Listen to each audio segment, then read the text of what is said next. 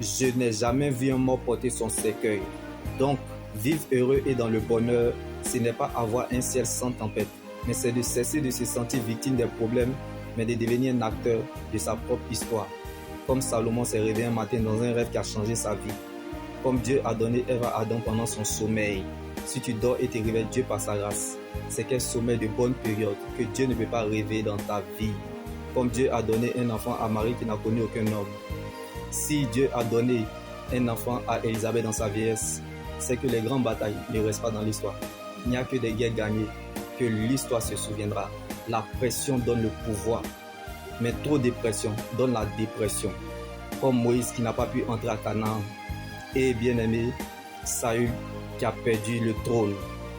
On ne l'a pas choisi, c'est lui qui nous a choisis. Personne ne s'est sauvé lui-même, c'est Jésus qui allait le chercher.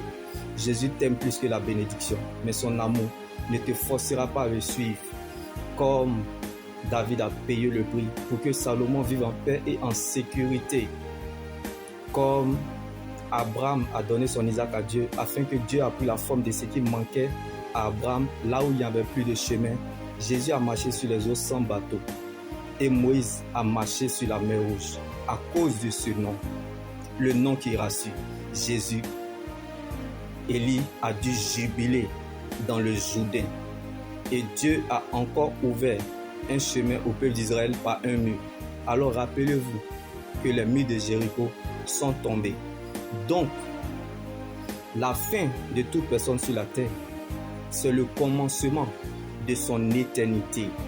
Mais heureux celui qui prendra son repas dans le royaume de Dieu. La vie avec Jésus est un espoir sans fin. Mais la vie sans Christ est une fin sans espoir. Donc celui qui vit avec Dieu mourra avec Dieu. Mais celui qui vit sans Dieu mourra sans Dieu.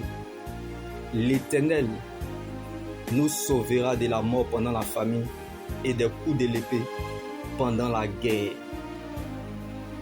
Alors, ceux qui cherchent l'Éternel, qu'ils soient dans l'allégresse et se réjouissent en l'Éternel.